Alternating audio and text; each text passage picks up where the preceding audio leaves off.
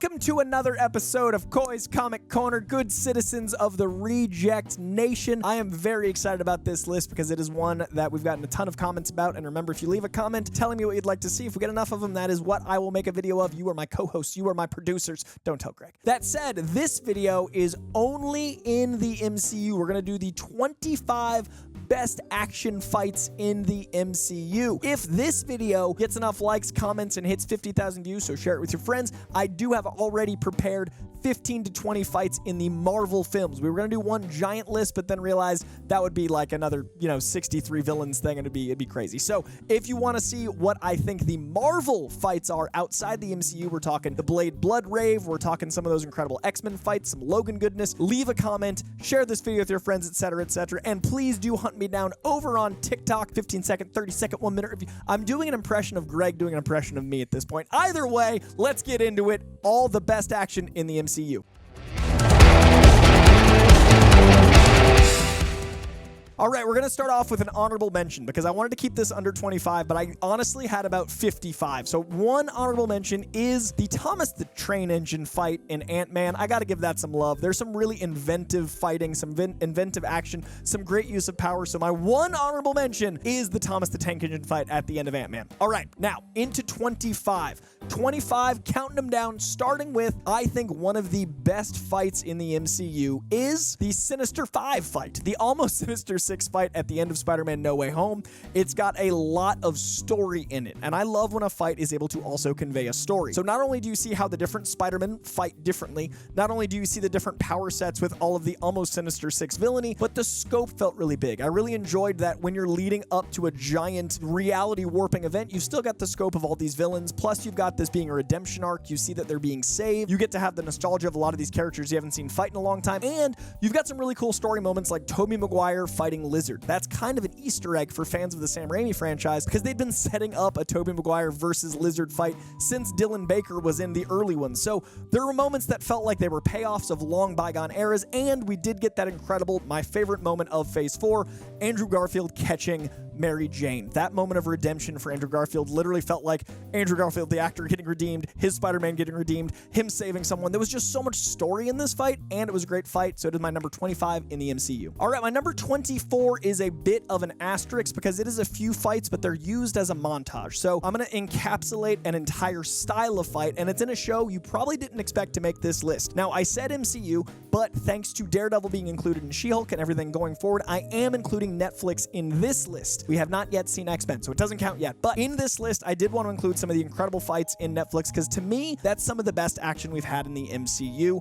I'm going to say Colleen Wing's training fights as well as her cage fights, which were used to establish what kind of character she was, are some of the best fights in the MCU. Not only do we get to see Henwick actually kicking ass, it's actually the actors doing all this work. Not only do we get to see some story elements showing why as we progress, she probably should have been the Iron Fist, but we also get to set the stage and build out the world. We see the importance of martial arts, we see some story, plot, and emotional growth in the character, and we build out everything for Iron Fist. I think Jessica Henwick is one of the best things to happen to Iron Fist, and I feel like these fights, along with some of her great dialogue and some of her great bouncing off with other supporting characters in the show, really did elevate that show. Say what you want about Iron Fist, but Henwick was not a weak point. She gets one of my best fights, number 24. Our number 23 is Spider-Man fighting the Vulture. The very end of Spider-Man Homecoming is really interesting because there's already been so much action. There's already been so much tension. We've already really had an interesting thing where we like Adrian Toomes and we also like even more to hate Adrian Toomes. We have this interesting dynamic between like a paternal figure and Spider-Man in he's the father of the girl she likes. There's a lot of really interesting emotional dynamics, which I think elevates this fight, pun intended, they're flying,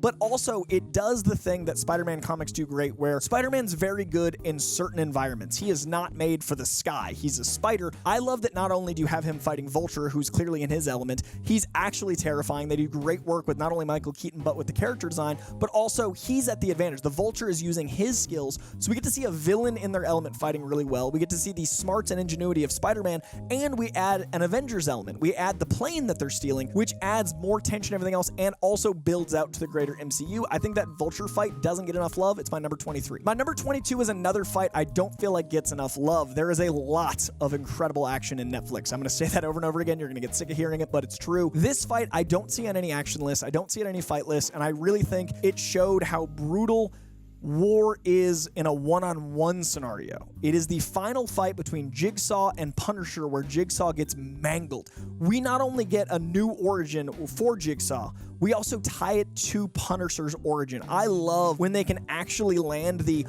bad guy is the opposite of the good guy. Similar skill set, similar blah, blah, blah. When that actually works, it's genius. And this was brilliant because it was at the end of the season. We built all the way up to Jigsaw becoming visually Jigsaw. We already loved the actor Ben Barnes playing the character. We were already very invested. He's oddly charming while being sinister, but he's very much the opposite of Frank Castle in that he doesn't have a problem doing evil in the evil's sake. Frank Castle's an anti-hero. How do you make someone a villain to an anti-hero? They got to be all the way bad. So we've got this war between these two professional mercenaries. We've got these two brutal assassins brawling in a park, and then it ends with the very carousel that made Punisher born. So from the birth of Punisher, we then have the birth of Jigsaw. He smashes his face into the mirror from the carousel where his children and wife died. Beautiful poetry, beautiful, brutal action, a very important fight scene in the MCU. My number 21 is the fight on Titan. There is going to be a lot of Avengers on this list because it's the culmination of a lot of storytelling. What I love about the fight on Titan is Thanos is just so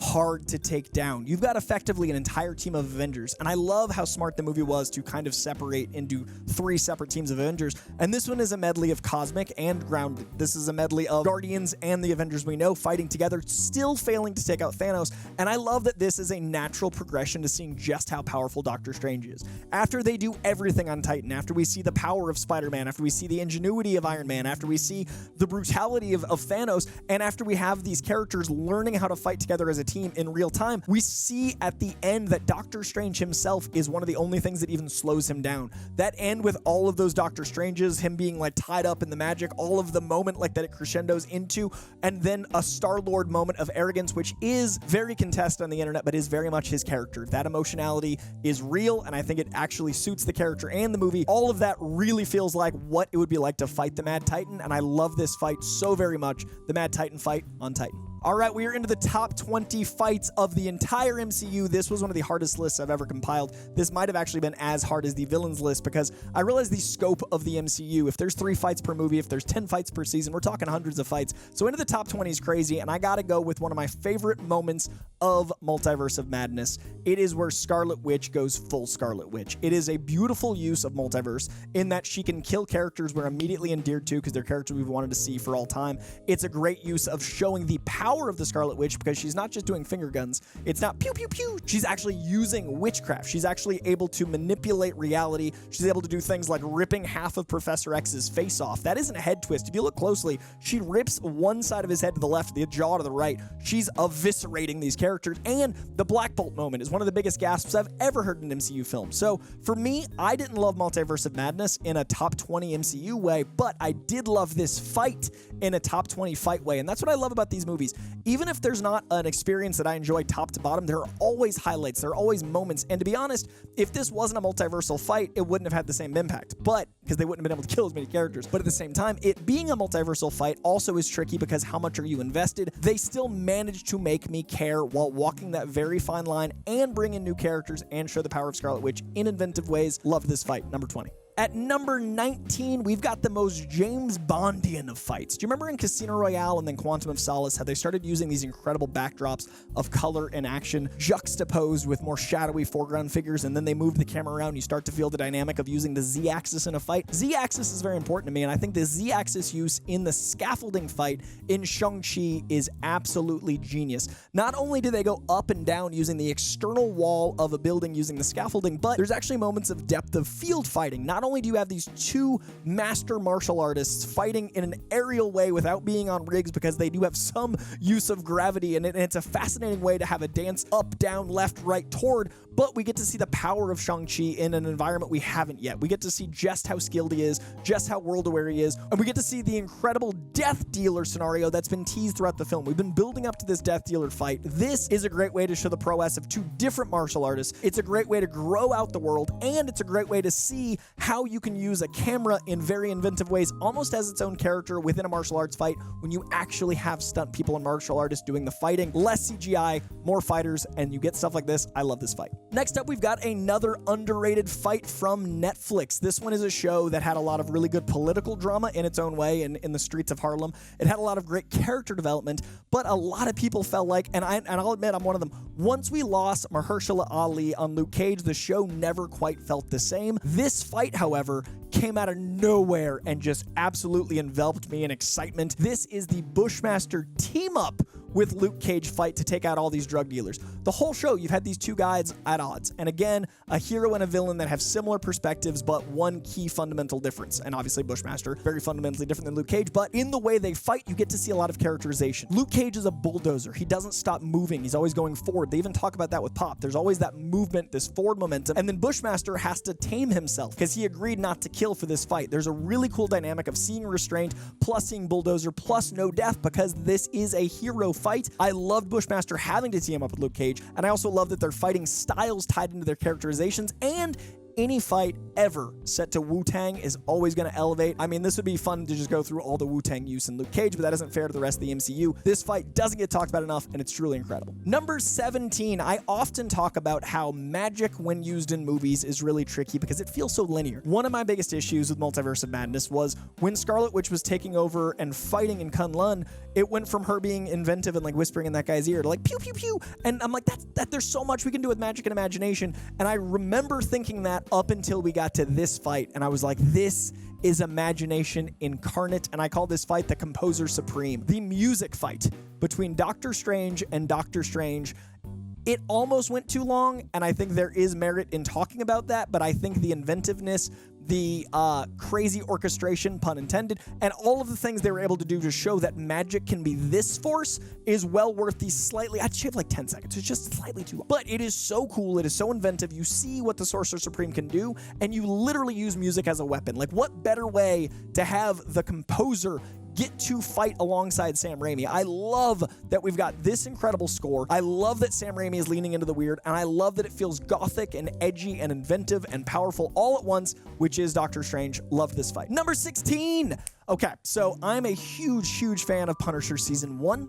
I thought Punisher Season 2 was good but not great. I remember liking it but not loving it. I remember Punisher Season 1, I could not stop watching. All of Daredevil, I couldn't stop watching. There are just some elements that didn't quite land for me in Punisher Season 2, but I would still put it up against a lot of other Marvel content. It just didn't quite work. That said, the opening of Punisher Season 2 is one of the best first episodes in the Netflix or Marvel Cinematic Universe television show.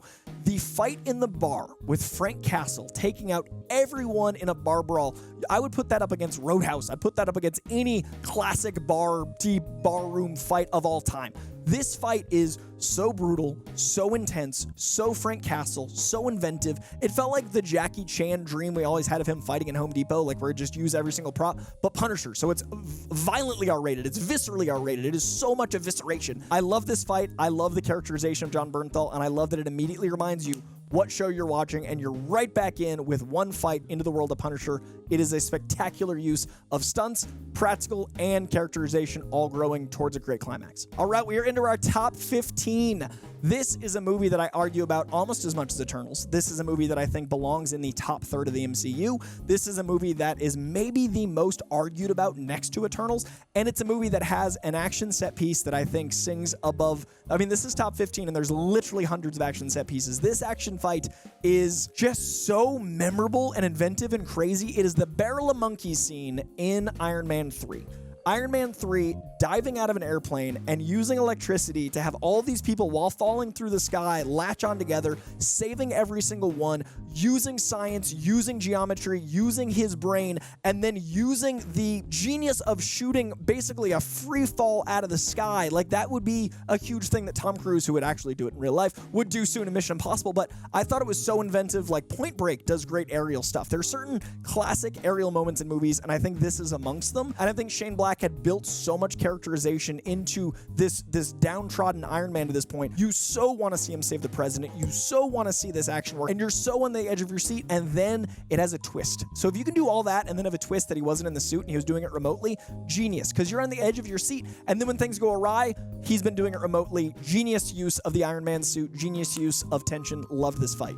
Action. Whatever you want to call it. I loved it. All right, number 14, we're going back to Thanos. Now, there's this thing in the comics which they actually were able to mirror more subtly until it was obvious in front of me, called the Big Three. Captain America, Thor, and Iron Man are your big three. Those are the guys that are often foundational for the Avengers. They are these characters that are often at odds, but often they will always team up. They always eventually get back together. The Big Three are a fascinating thing, and the Big Three against Thanos fight is so incredible. Not only do you get everything leading up to wielding Mjolnir, but you get all of them fighting as a team. You've got the shield bouncing off Mjolnir. You've got Cap wielding Mjolnir. You've got Iron Man throwing everything he has at Thanos. You also see in that moment that three of our most powerful warriors that at that point we've already spent 12, 13 years with, that we love, can't take out this guy. And they're doing the best they've ever done. We're seeing such an intense, powerful dynamic. And I also love that it mirrors the Avengers 1 moment where you see them at odds with each other. You see Cap fighting Thor. You see all those things. And in this moment, they're uniting together.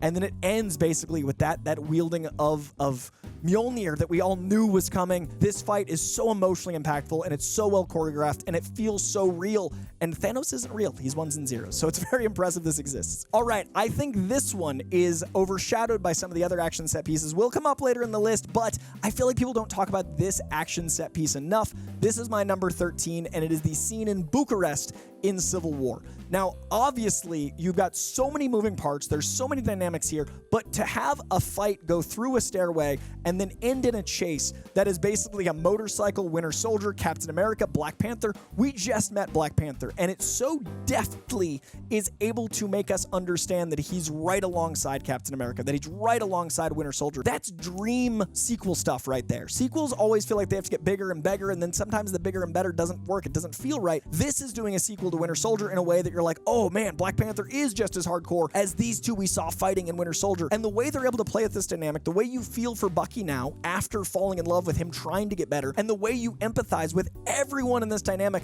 that's the essence of Civil War. It's heroes fighting each other. It's people that care about each other having to come to blows, and then the action's insane. When Bucky is able to like throw that motorcycle over his shoulder, like hop on it and chase, and then Black Panther's just going, it's awesome. It is such a cool set piece. I love it so much. All right, my number 12 is one of the most violent things I think in the entirety of the MCU. It follows a certain iconic hallway scene in season 2 of Daredevil, and it is a hallway of its own right. But how do you make a hallway for Punisher? Well, you set it in a prison, and it is the essence of you're locked in here with me. And I love this sequence so much because not only is it all the brutality of the Punisher, not only does it further the story, not only is it a ticking time bomb leading to Kingpin, but it gives us the difference in the acrobatic brutality of Daredevil opposite the sheer brutality and blunt object just hurt everyone of Punisher that then ends with effectively a comic accurate moment because the blood on his chest mirrors the bloody skull for the first time. We haven't gotten him in the skull yet, so we finally get the skull, and it's in the most brutal, on-brand to Netflix Punisher way possible, and it's through a hallway. This is the best of the comics meets the best of these actors meets the best of these stunties meets the best of Netflix's tradition of hallways. This is everything in a fight, and I love it so much, and it ends with Kingpin and Punisher facing off. Could not have been scripted in the stars better. Love this fight. Number 11 is incredible action, incredible characterization, and a beautiful way to further the plot. This is what I like in my fights. It is the prison break scene in Guardians of the Galaxy. People remember how much they love these characters. People remember how funny James Gunn's movies are, but I don't feel like they remember the action ties so beautifully into the humor. I know the cosmic elements really change the MCU going forward, but I really think the team fight elements that are born out of this very specific scene did enhance and inspire a lot of stuff coming up with the Avengers. This is a beautiful fight where they're all clad together, giving an almost uniform team bonding feel, which they hadn't had yet, so you got that characterization. It also culminates in Rocket on Groot's shoulder and this insane 360 gun mowing down while everything around them is moving, using Rocket's genius to build a bomb, using the cleverness of Pratt as Star-Lord, using Gamora. There's so much of this that all has to line up like a great heist, like a great prison break. I love when a movie has like a ticking clock that culminates in an incredible moment, and that incredible moment happens to also be the first time we really see them as a team, which mirrors the first time we see the Avengers as a team. I love that spinning around shot. I always think of the Avengers uniting as a team. Then James Gunn did it with the Guardians uniting as a team,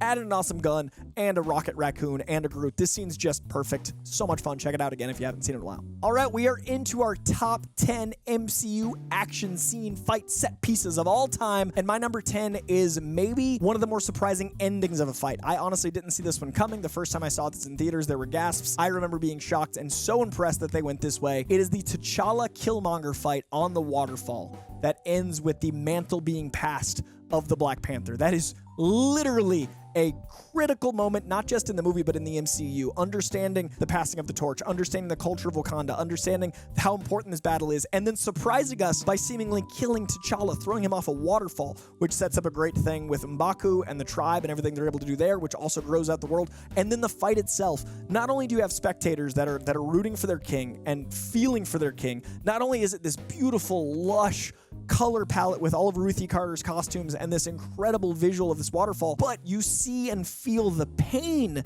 in the violence of Killmonger. You understand, as ever in this movie, which is so impressive, where he's coming from, what he sees that he's fighting for, and at the same time, you obviously are rooting for T'Challa the entire time. I love when fights have you going like, man, I really understand where these guys are coming from, and then it lands in a way that surprises you. Top 10 fight, easy, incredible experience in the theater. I want to see this moment again on a big screen tomorrow. Number 9 is a recent one, and I honestly think it is a moment that everyone thinks of when they think of this movie, which is the sign of a good action set piece, and it is one of the moments that I remember going like, oh, I'm so glad the MCU can do this. I'm so glad they're going this way. I'm so glad practical is so important to them in this set piece. It's the bus scene in Shang-Chi. The bus fight in Shang-Chi is one of the most captivating chases I've seen in a car experience in a movie. You've got the dynamic of the hills in San Francisco. You've got this new character with blades for hands. You've got Shang-Chi, who you've just really met, and you haven't seen him fight yet. Not really. And then you've got the incredible ticking time bomb, the tension of Awkwafina's character that you're trying to save. You've got a fun tie-in with the guy filming it. You've got an eye line through that guy filming it. You feel like you're there with him. You've got practical stunts. You've got outside the bus, inside the bus, powers. You've got everything you could want in a comic book adaptation fight, and it's all going 60 miles, probably more, 77 miles per hour, let's say. It's going so fast, so intense. This is the moment I knew I loved Shang-Chi, and this fight is a big standout for me. It's so honestly hard once you're into the top. I mean, all of these have been hard, but now that we're in the top 8, I really struggled with each one of these positions, so I'm going to totally own that this number 8 was at one point number 1. That's how much the top 8 moved, is this was my number 1, and I love it, and I think of it probably weekly. Come at me, nerds. It is the moment that I really, really hoped would transform how fights were, and I think we're working our way back to it. It is the elevator fight in Winter Soldier. This is close combat. This isn't shaky cam. This is holding on stuff. This is showing the power of stunt people. This is furthering the plot. The betrayal is literal and physical. This is showing what Captain America can do in a fight. We've seen him go up against superheroes. We've seen him, like, use his shield to battering ram. We've seen a lot of incredible things. The Batroc fight, by the way, almost made this list. It was so hard not to just have 20 Winter Soldier fights. But Batroc showed us what he could do with that dynamic, with open space. I loved bringing it in tight, making it intense. I love that we see Crossbones really born here. I love that he's fighting some of his, mercenary compatriots, which is also a commentary on the whole movie. He's fighting against the system. The system's betraying him, and I also love that we all love it so much that when they brought it back in Endgame, that moment was immediately like, oh, this is one of the best action pieces in movies. I love the elevator fight so very much. All right, again, this top 8, any of these could be number 1, and this one is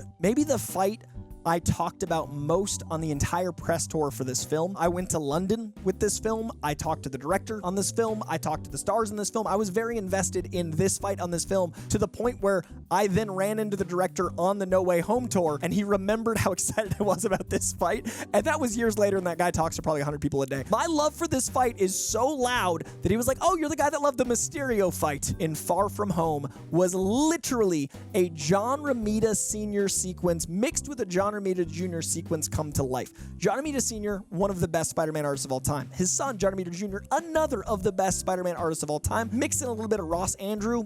That is what this fight felt like. I felt like I was a kid reading a comic book, flipping pages, and my imagination was actually translated on screen. I talk all the time about adaptation versus translation. There are times in short spurts that an adaptation totally works because it furthers the story, it fits the medium, and it reminds you why you love the medium of comics while reminding you why you love the medium of movies. That's this sequence. You also got a little dash of Iron Man zombie. You also got some incredibly surrealistic images that make you a little afraid. It's heart-wrenching, and it builds the overall 6-movie arc of Spider-Man in that the spider sense becomes so essential here. I love that the spider sense is developed over time like his origin. I love that Mysterio is a prophetic villain because we're going to be dealing with deepfakes and voice modulation and all the issues that are coming in our reality, and Mysterio shows that in a very at an 11 superhero scope way with this fight. I would change not a single frame of this fight. I love it so much. The Mysterio fight is one of my favorite sequences in any comic book movie ever. All right, number 6, and this one I think people have fallen off of because of how long it's been. I think a lot of times people get like, that was before, and they don't remember what it felt like then, how inventive it was then, how important it was then. And I think that you need to look at the influence of things as well as the current technology. And this one holds up and is arguably my favorite Hulk fight in the entire MCU. It is the Avengers assemble in the Battle for New York. It is giving us that first team spin around. It is giving us every single character that we've seen in 5 different movies uniting for the first time. It seems easy now. It seems very like, oh, right, get these characters. Before Avengers, no one thought it was possible. Before Avengers came out, people were like, you're going to have the guy from that mythic Norse god movie team up with the guy from that World War II movie and the guy that made like a suit. It didn't make sense. This Battle for New York showed us that you can make all these different tones come together. It showed us that all these characters' fighting styles are beautifully worked for a team dynamic. It gave us, again, the visual of the Avengers assembling is such a moment, and it still makes me excited. It still fills my heart with glee, and it actually made things feel like there was a scope, right? Like New York was actually losing. Like people were dying. It was intense. It was real. And it set the stage for Iron Man's PTSD. It set the stage for so many important elements that launched out of the MCU. This was a moment that spawned so many moments, and it did it beautifully with brilliant action. I love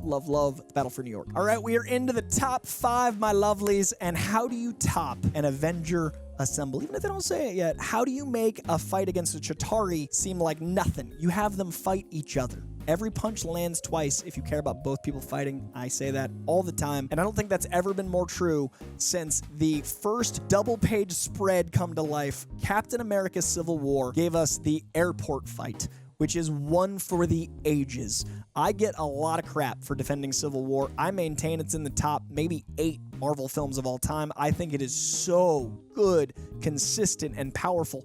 The villain Baron Zemo does this with words. He gets the strongest people on the planet. Instead of fighting them, he makes them fight each other, and his reasoning behind it is sound, if not like completely unreasonable. There's so much right about how this fight happens, how long it takes to get there, and then how much they let you live there. This fight's wicked long. It was unprecedented. This is like a chunk of the movie, and you've got everything from Giant Man for the first time, to Spider-Man for the first time, to Black Panther for the first time. You've got so many beautiful images. The moment we all saw Spider-Man land with Captain America's shield, and he says, "Hey everyone," that's all the marketing this movie ever needed. And it was a lion's share of this movie's marketing. And that's just the tip of the iceberg. We've got scale with throwing insane things. We've got the tiniest little things being important. We've got characters having the banter they do from the comic books. We've got people meeting for the first time. Every kid that grew up reading comics is like, who would win in a fight on the playground? This is the playground. They made the playground an airport, which is also genius because it gets rid of a lot of the problem that DC was having at the time where lots of people are dying. An abandoned airport is perfect. Everything about this is exactly T's crossed, I's dotted excitement, and I love it so much. And I still think about those 2 teams of Avengers, how that might have gone if they went different ways and one was New Avengers like they teased at the end. Anyway, that's another whole video. I love it so much. Rewatch the Civil War fight. Do yourself a favor. It's like Thanksgiving dinner. All right, number 4. Again, any of these could be number 1. Number 4 is maybe the loudest I've cheered in a theater. I try not to be the guy that claps when planes land, and sometimes it feels like you're that guy in a theater, but this was pure emotionality. I like cheering in a theater. I like being a part of that. I go to the movie theater for a reason. It feels like community.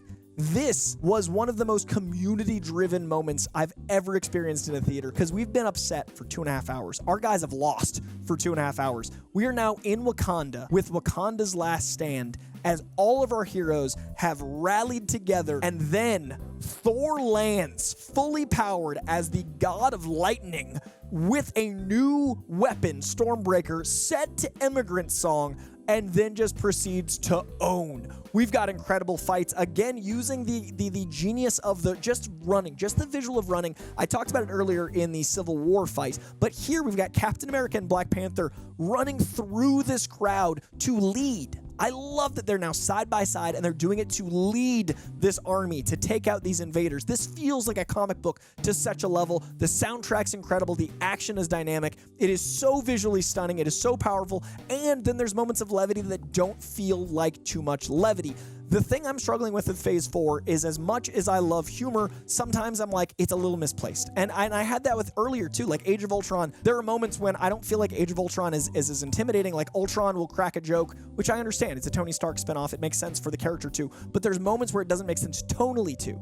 This fight has some of the best tonally accurate jokes. Like when they're fighting and you have Steve Rogers meet Groot for the first time, and he's like, I am Groot. And then Steve Rogers is like, I am Steve Rogers.